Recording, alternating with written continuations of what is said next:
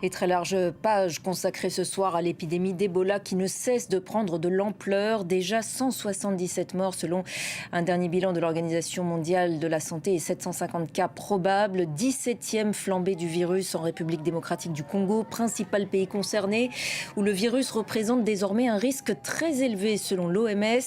Région touchée, l'Ituri, foyer de l'épidémie, mais aussi le Nord Kivu dont une partie est aux mains de la rébellion du M23, ainsi que le Sud Kivu. 5 cas ont par ailleurs été confirmés et un décès signalé en Ouganda voisin. Le Rwanda, lui, jusque-là épargné, impose des restrictions d'entrée sur son territoire alors qu'aucun vaccin ou traitement contre cette souche Bundibugyo du virus responsable de la flambée actuelle n'existe pour l'heure.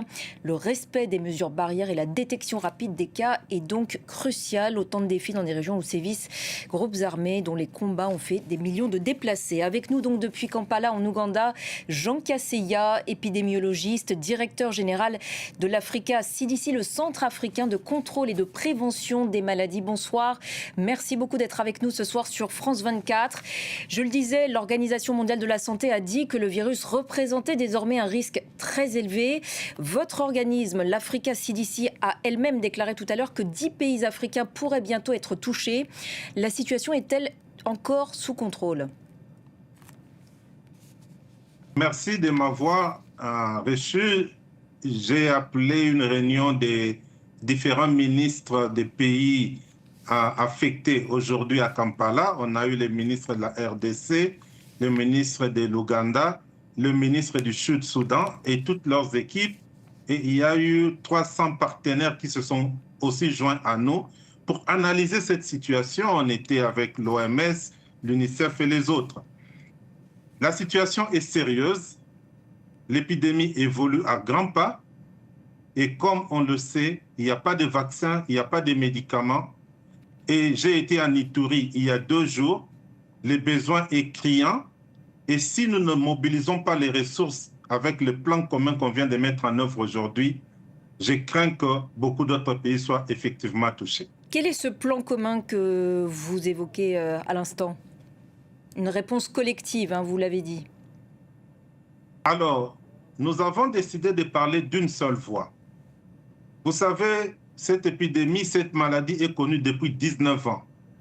Depuis 19 ans, il n'y a jamais eu de vaccin ni de médicaments, puisque c'est une maladie africaine.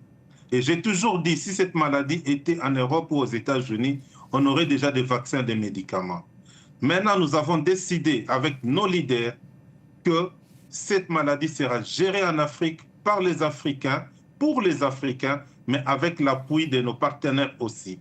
Et le plan que nous avons mis ensemble aujourd'hui, c'est le plan que la RDC a échafaudé, le plan que l'Ouganda a élaboré, le plan que les pays qui sont à risque nous ont donné. C'est ce qui fait le total de 319 millions de dollars que nous sommes en train de rechercher activement pour répondre à cette épidémie. Auprès de qui est-ce que vous sollicitez par rapport à cet appel de fonds ? Nous avons toujours été consistants. Je parle toujours de la souveraineté africaine. La souveraineté commence par les gouvernements qui donnent leur contribution. J'ai été très clair avec chacun des gouvernements en disant au moins 10% des mises initiales doivent venir du gouvernement. C'est le cas, la RDC a déjà mis 20 millions sur la table, l'Ouganda a déjà mis 5 millions sur la table, c'est un bon premier pas. La deuxième étape, c'est les Africains. Je viens juste de finir une réunion avec des éminents africains comme Aliko Dangote, George Elombi et beaucoup d'autres, pour que nous puissions mettre en place un cadre des entrepreneurs africains qui veulent contribuer. Je pense que le 29 mai, j'aurai une réunion à Lagos avec tous ces entrepreneurs africains pour qu'ils puissent aussi nous dire combien ils vont mettre sur la table. Maintenant, le troisième palier, c'est maintenant les partenaires extérieurs. Je tiens à remercier les États-Unis. Jérémy Lewin m'a envoyé un message très intéressant pour dire qu'ils vont contribuer. Le président Macron m'a dit la même chose et nous avons eu la ministre Eleonore qui a fait un statement aujourd'hui. On a UK, on a d'autres partenaires et je pense que rapidement, nous allons essayer de trouver tous les fonds qui doivent commencer à atterrir sur le terrain pour arrêter cette épidémie. C'est dans l'intérêt de tous, effectivement, de contenir au plus vite cette propagation? Si nous ne contenons pas cette propagation au plus vite, tout le monde peut être touché, même si vous êtes en Europe, même si vous êtes aux États-Unis. Donc elle peut Et donc, aller au-delà du continent africain, elle peut toucher l'ensemble du monde, vous pensez? elle peut toucher n'importe où, puisque les gens qui sont contaminés, les gens qui ne sont pas en isolation, ils peuvent à tout moment contaminer d'autres qui peuvent continuer la contamination en chaîne.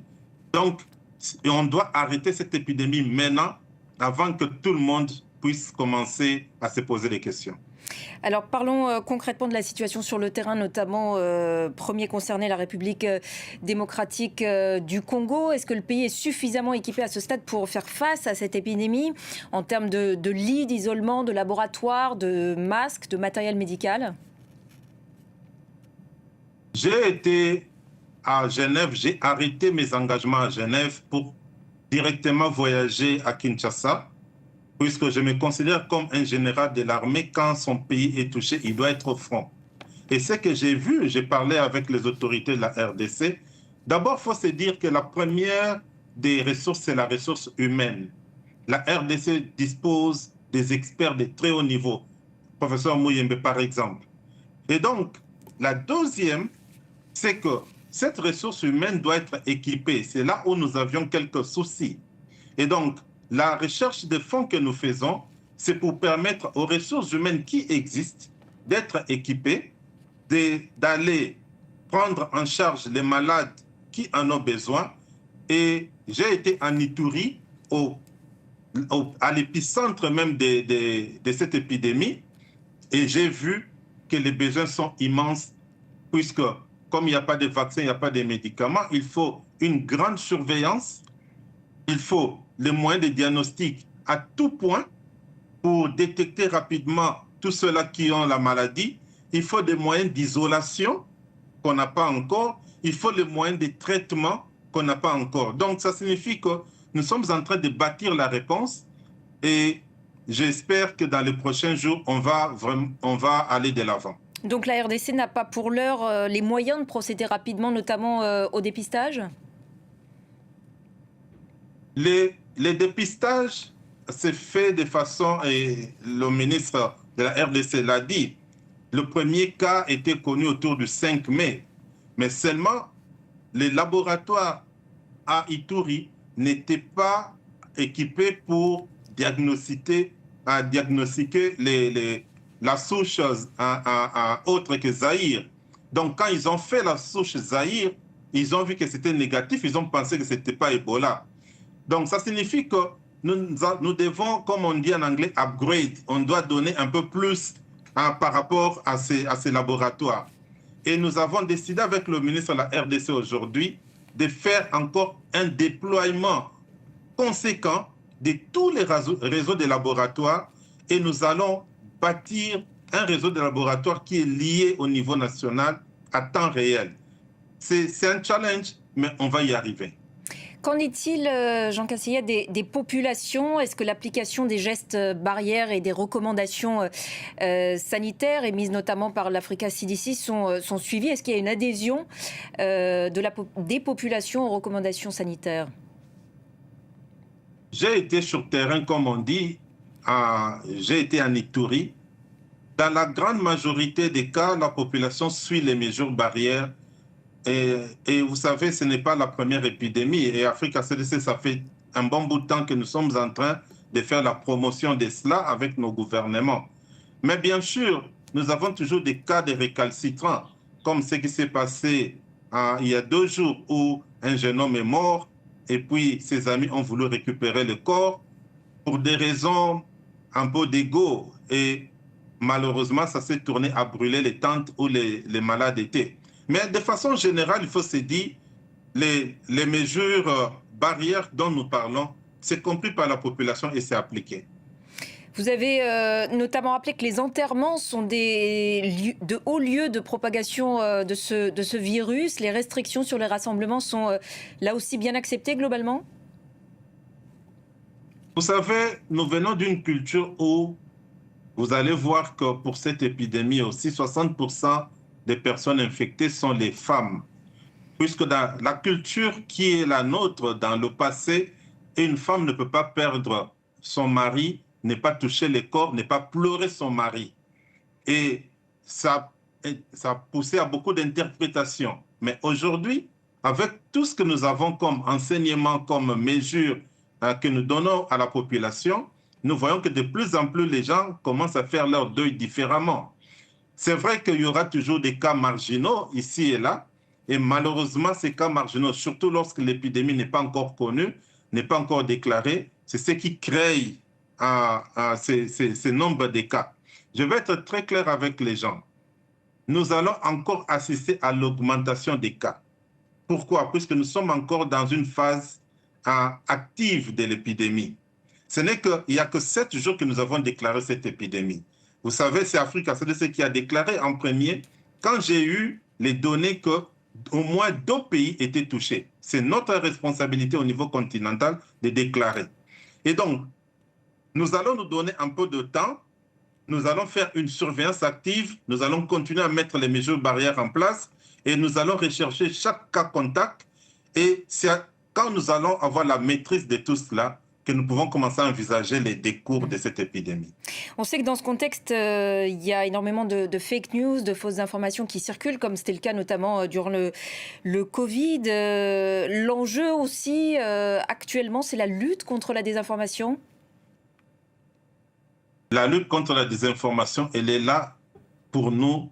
Et vous savez, la bonne information, l'assimilation de l'information par la communauté, c'est ça qui va nous permettre d'arrêter cette épidémie. Alors, quand on pense que c'est, comme on appelle, phénomène cercueil, on pense que c'est la sorcellerie qui tue les gens, ça n'aide pas.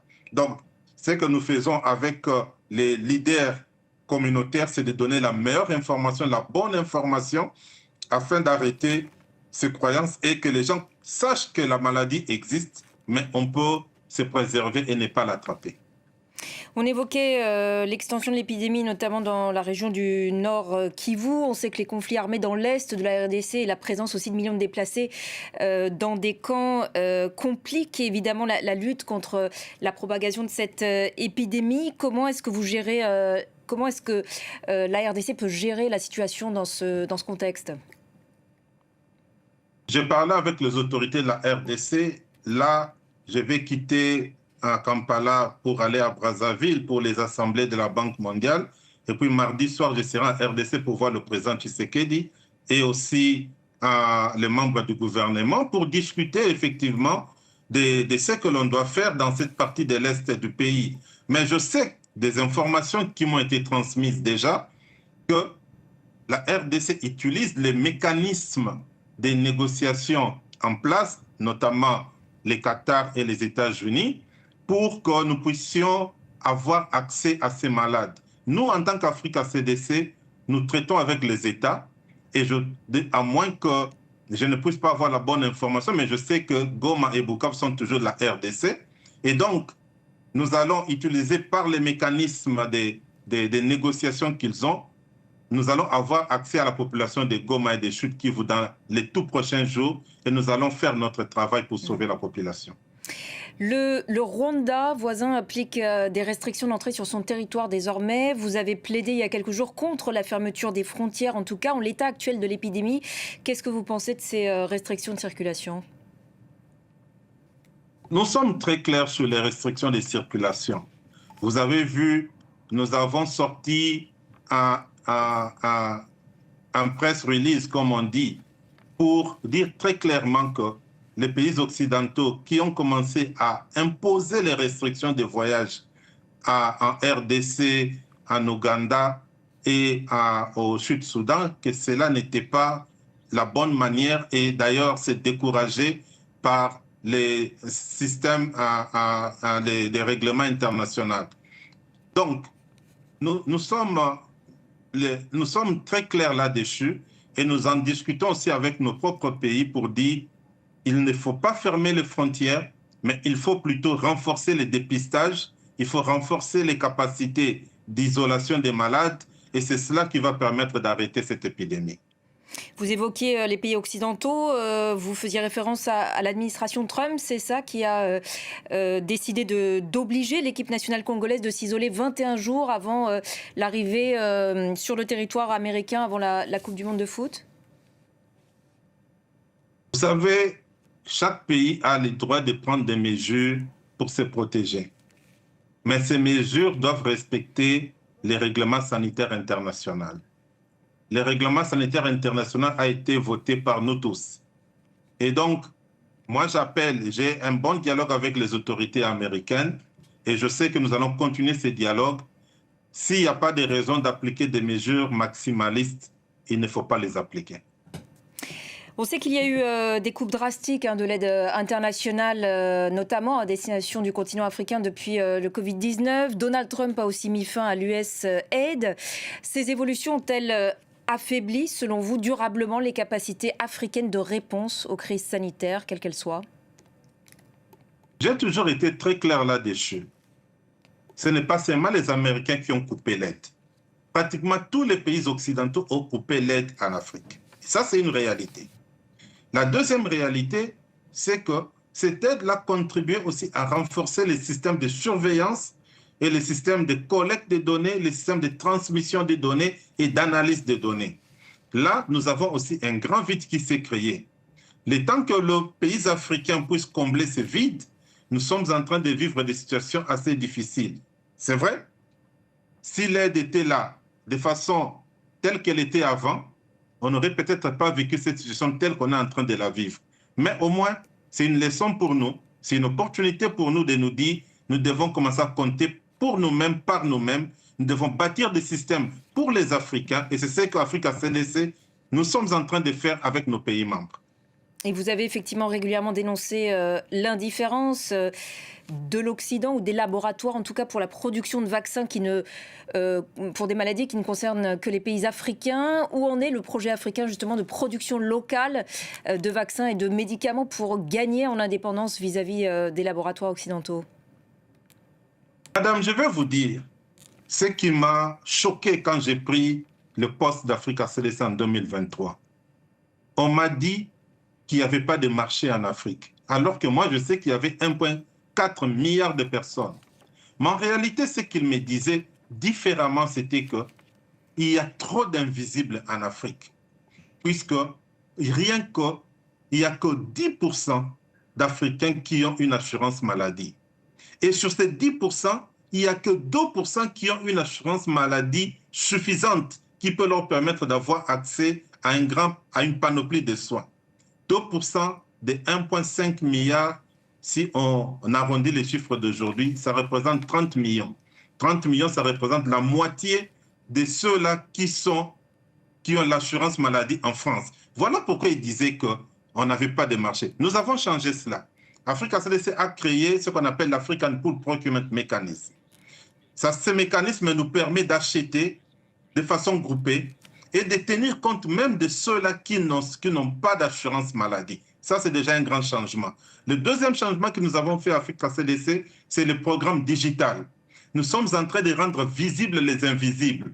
Le Kenya le montre, le Ghana le montre, le Rwanda le montre, le Maroc le montre. Et donc, nous bâtissons sur ça pour créer une classe de personnes qui peuvent avoir accès à l'assurance maladie. La troisième chose, nous avons opérationnalisé l'Agence de médecine africaine pour toute la régulation. C'est vrai, l'Afrique avance. Et je vais dire une chose, ne pas investir en Afrique aujourd'hui dans la fabrication de médicaments et de vaccins, c'est comme si vous avez oublié d'investir en Asie il y a 20 ans. C'est la grosse erreur qu'il ne faut pas commettre. Et le message est envoyé. Merci infiniment Jean Kaseya d'avoir répondu ce soir à nos questions dans Au cœur de l'info. Cet entretien est à retrouver sur notre site internet et nos réseaux sociaux.